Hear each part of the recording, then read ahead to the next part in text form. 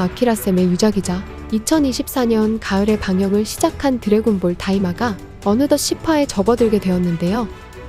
먼저 드래곤볼 연재 40주년 기념작으로서 애니메이션이 제작된 다이마는 기존 드래곤볼 Z50과 마인부우와의 결전 이후의 스토리였기 때문에 드래곤볼 슈퍼 세계관과 연결성이 있는지에 대한 여부도 주목받았습니다.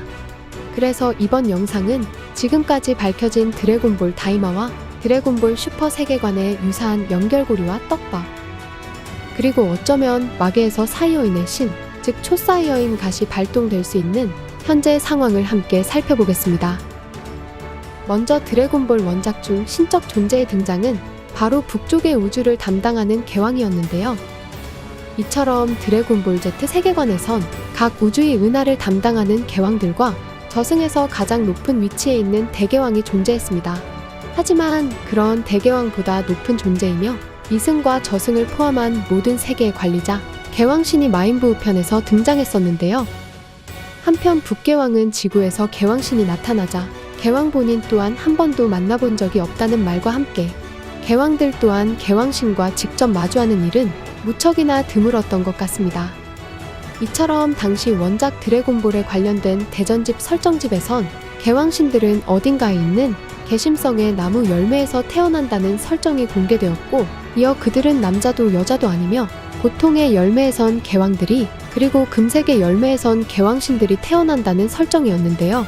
그렇게 다이마에서도 이런 설정집의 떡밥을 회수하고 싶었는지 마계에는 제1마계에서부터 제3마계까지 존재했고, 그중 개왕신들은 제2마계 글린드인이라는 종족, 그리고 대전집 설정처럼 수백 년에 한 번 나무에서 태어난다는 정보가 공개되었습니다.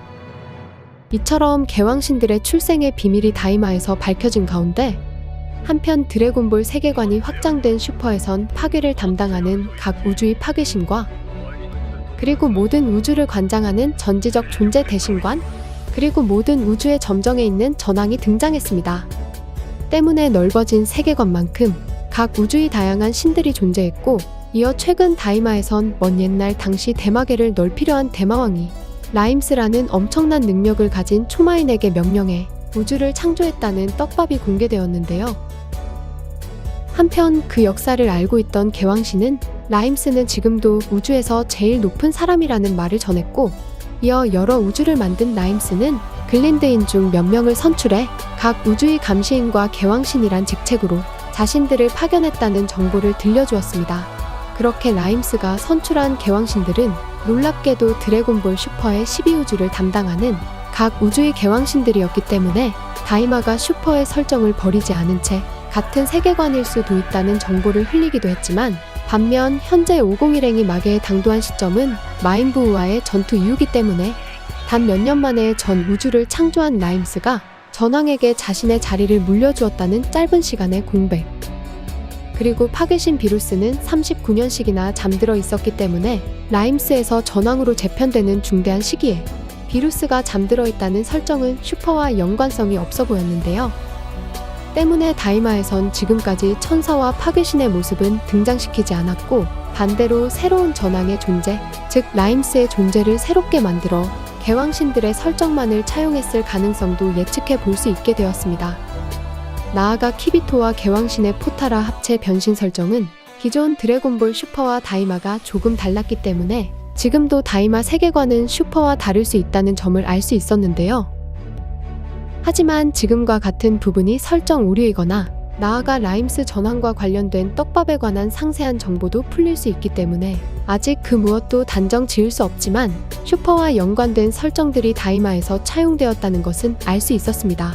그렇게 다이마와 슈퍼가 같은 세계관이라면 마계에서의 모험이 끝난 이유가 될 수 있는 드래곤볼 슈퍼 1화 당시 파괴신 비루스는 꿈에서 본 존재를 언급했고, 이어 그 이름은 슈퍼 사이어인 갓이라며 자신을 즐겁게 해줄 궁극의 전사를 언급했었습니다.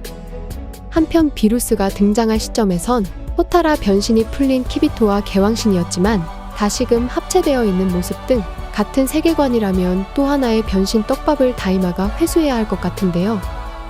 다시 돌아와 39년 동안 잠들어 있던 비루스는 꿈을 통해 초사이어인 갓의 존재를 알게 되었듯이, 만약 비루스가 잠들어 있는 시점은 501행이 마계에서의 모험 중이었기 때문에 어쩌면 마계의 특수한 능력이나 드래곤볼을 통해 기존 갓의 변신을 충족하지 않은 채 아주 잠시 슈퍼 사이어인 3의 변신을 뛰어넘는 갓이 발동되었다면 비루스가 꿈에서 본 존재가 바로 마계에서 잠시 등장한 전설의 초사이어인이 될 떡밥과 연결성도 생각해 볼 수 있게 되었습니다.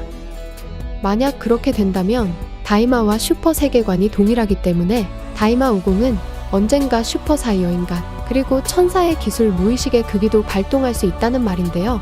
그렇게 현재 다이마는 새로운 마인의 등장과 아직 공개되지 않은 고마의 능력 그리고 궁극의 전사와의 결전이 남아있다면 분명 기존의 변신을 뛰어넘는 새로운 변신이 필요할 수 있어 특별한 능력과 드래곤볼의 사용으로 인해 비루스가 꿈에서 본 초사이어인 갓의 탄생의 떡밥과 유사성도 기대해보면 좋을 것 같은데요.